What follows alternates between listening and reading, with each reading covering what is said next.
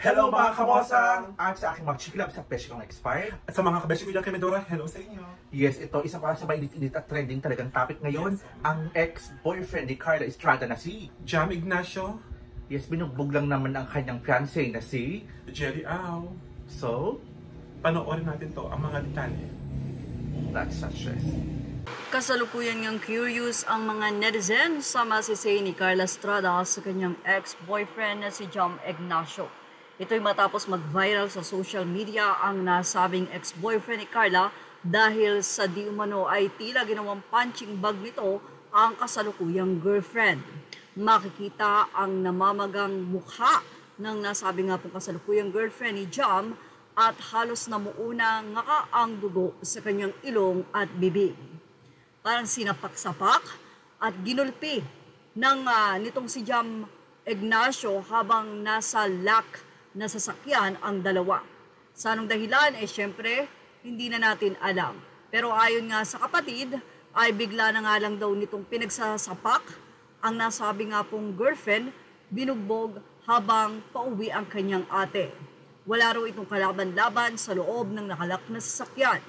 Una sa lahat, kung ano man daw ang ginawa ng kanyang ate, ay wala ni anumang karapatan itong si Jam Ignacio na pagbuhatan ng kamay ang kanyang kapatid. Napakakapal ng mukha nga daw nitong si Jam Ignacio. Ni hindi nga daw makahingi ng tulong ang kanyang ate dahil kinuha nito ang cellphone. Buti na lamang daw at hindi nabasa yung RFID sa toll at nakasigaw pa yung ate nito habang nakababa ang bintana at doon ay nakahingi na nga ito ng tulong. Sa kasalukuyan. It's time for our reaction. Mag-react kami dahil meron tayong Social responsibilities. Yes, of course. At ano ang masabi mo, partner, about dito? Ano ang reaction mo? Ako sa sitwasyon ng dalawa, ni Jelly at ni Jam, hindi naman natin masasabi na may mali yung lalaki o may mali yung babae, di ba? Ang para sa akin kasi, minsan, yung pagiging nagay ng babae, yun yung trigger para magalit yung isang lalaki. Siguro meron silang pinag-discussionan na hindi nagustuhan ng lalaki. Pero sa isang banda naman, hindi dapat ginawa ng lalaki yun. Nagkaroon pa rin siya ng pagtitimpi sa sarili niya. Yes, ganun talaga. Kung talagang mahal mo ang babae, whether it's boy, girl, part ng LGBT, yes, like nang sinasabi po namin, kailangan wala tayong karapatan ni sino man po nasaktan ang kapwa-tao natin. Namanakit. Yes, lalo na especially babae yun. Oo. So parang sa tingin ko, nasa ano yun? Meron siyang kaso nun sa Republic Act. 7610, according to the Philippines, physical abuse is a crime, di ba? Yes, right.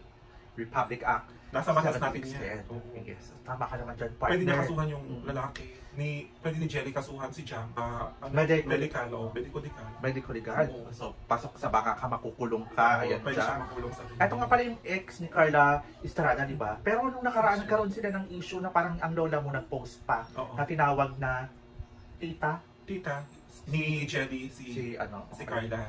Ayan, medyo siguro nagkainitan sila. Parang feeling ko. Ilang taon na ba si Carla at si Jam?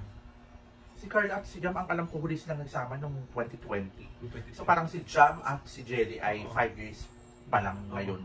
Tapos nung nakaraang parang buwan, di ba nag-post pa yan na tinatawag naman ng ata or tita itong si Carla. Oo. Or Mudra ba? Itong si Carla. So, at parang di matanggap yata ni Carla. Parang may pagkamaldita rin ang lola. So, hindi pa rin natin alam, pero ang sa amin naman po, mali naman po ang manakit ng babae, dahil babae pa rin po yan. Pero ayun, kawawa na nakita mo. Lalo na sa loob na sasakyan, si Jelly kasama pa niya yung kapatid niya, yung kapatid pa niya nakakita ng mga ganun. So ikaw naman, partner, kung ikaw ang uumbagin ng jowa mo, anong gagawin mo? Siyempre malalaban ako, hindi ko na papayagan yung sarili ko na masaktan. At ganyan-ganyan yung itsura nung nandiyan sa screen ng face mo, okay lang? Oo, sige pa dyan. Paano pala kung kinatay-katay ka? Siyempre, malalaban din ako. Kala ko upuan mo. Lahat, manlalaban, uupuan. Sino ka dyan? Para manahimik lang. Pero feeling ko ito, diyan ka happy ako. Parang feeling ko, may malaking nagawang kasalanan yung girl. Unless, hindi na kayo or under siya ng ipinagbabawal ng gamot si lalaki, si Jam. Yun lang naman yun no? Yun lang may nagawang kasalanan, is nakakaka. Well anyways, ayun, sana maayos po yan at kawawa naman yung babae, no? Get well soon, Jelly. Ayun po. Puntahin na natin. Lagi po kasi siya dati. Hindi ako. Meron akong friend na Alam mo po. Okay, ayan. Bye po. Bye.